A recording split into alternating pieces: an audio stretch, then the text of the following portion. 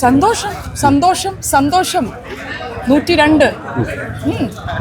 അതാണ് കേരളം. ഇനി UDF സർക്കാർ ആയിരിക്കും ഒരു 15-20 കൊല്ലം പോയിക്കും. ഇതൊരു സന്തോഷമായി ഭയങ്കര ഒരു പുതിയ യുഗം ആരംഭിച്ചല്ലേ. ഇപ്പം നിങ്ങൾ കാണും ജനങ്ങൾക്ക് തൊഴിൽ, നിവേശനം, എന്താ പാർട്ടി ചെയ്യുന്നത് അത് നിങ്ങൾ കാണും. UDF ചെയ്യുന്ന കാര്യം മുമ്പേ അതെല്ലാം കാരുണ്യം പ്രവർത്തന ആരോഗ്യത്തിൽ അതെല്ലാം നിങ്ങൾ കാണും. വളരെ സന്തോഷം, അഭിമാനം തോന്നുന്നു. ഈ സമയത്ത് പാർട്ടി വലിയൊരു ഉത്തരവാദിത്തം ഏൽപ്പിച്ചിരിക്കുകയാണ്. അപ്പം അത് ഭംഗിയായിട്ട് നിറവേറ്റണം എന്നുള്ളതാണ് മനസ്സിൽ. കോങ്ങാടിലെ ജനങ്ങളോട് പ്രത്യേകമായിട്ടുള്ള നന്ദി. UDF ഏറ്റവും മാതൃകാപരമായ ഗവൺമെന്റ് ആയിരിക്കും. ജനഹിതം ഐക്യജനാധിപത്യ മുന്നണിക്ക് വലിയ മാൻഡേറ്റാണ് നൽകിയത്. ആ ജനങ്ങളുടെ പ്രതീക്ഷയ്ക്കൊപ്പം ഐക്യജനാധിപത്യ മുന്നണി ജനങ്ങൾക്കൊപ്പം നിന്ന് ഏറ്റവും മികച്ച ഭരണമായിരിക്കും വരാൻ പോകുന്നത്. നല്ലൊരു സർക്കാരായിരിക്കും. പുതിയ ടീമാണ്, എല്ലാം സീനിയേഴ്സും അല്ലാത്തവരും കൂടി ഒരു മിക്സാണ്. അത് നല്ല വിഷനുള്ള മുഖ്യമന്ത്രി, നല്ല മിഷനുള്ള ടീം.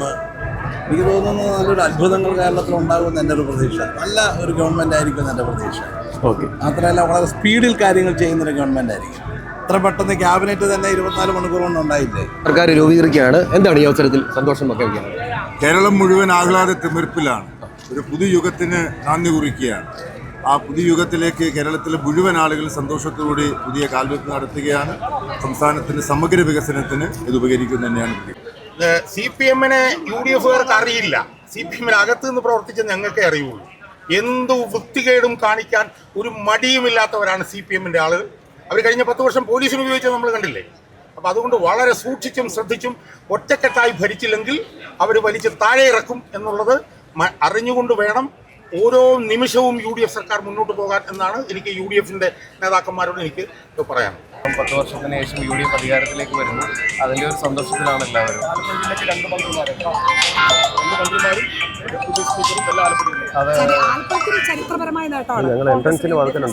തീർച്ചയായും ദീർഘകാലത്തിന് ശേഷമാണ് ഇത്രയധികം സീറ്റുകൾ UDF ജയിക്കുന്നത്. അതുകൊണ്ട് തന്നെയാണ് ഇത്രയും വലിയൊരു പരിഗണന കിട്ടിയതായി. ശ്രീ തോമസിന്റെ കാര്യത്തിൽ ഒരു പ്രത്യേക സന്തോഷം, ആഗ്രഹം.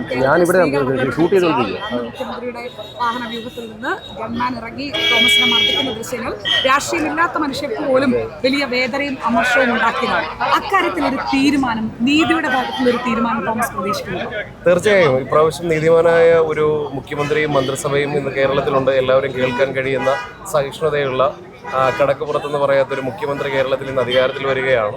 അപ്പോൾ അതിശക്തമായ തീരുമാനങ്ങൾ ജനാധിപത്യപരമായും നിയമപരമായും മാത്രം ഉണ്ടാവുമെന്നാണ് ഞങ്ങളുടെ ആഗ്രഹം. അങ്ങനെ മാത്രമേ ഉണ്ടാകാവൂ.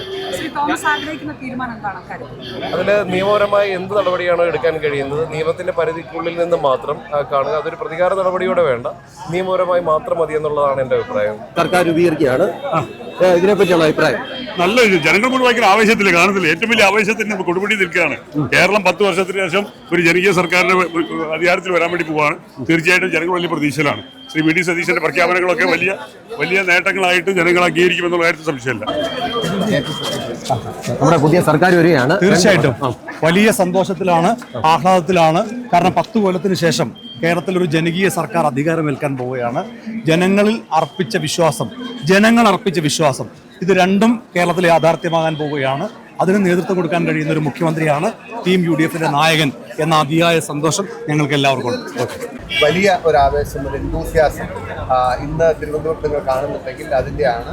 സ്വാഭാവികമായിട്ടും UDF പ്രവർത്തകർ അതുപോലെ തന്നെ കേരളത്തിലെ ജനങ്ങളും സന്ദർശകരാണ്. ഒരു ഭരണമാറ്റത്തിന് ആഗ്രഹിച്ച ജനം എത്ര തീവ്രമായിരുന്നു ആഗ്രഹമെന്ന് റിസൾട്ടിലൂടെ പൊതുവായി ഞങ്ങളേറെ ഭയങ്കര. തീർച്ചയായും അതൊരു വലിയ താല്പര്യമാണ്. മാത്യു പറഞ്ഞതുപോലെ കേരളം ആഗ്രഹിക്കുന്ന ഒരു വലിയ മാറ്റം.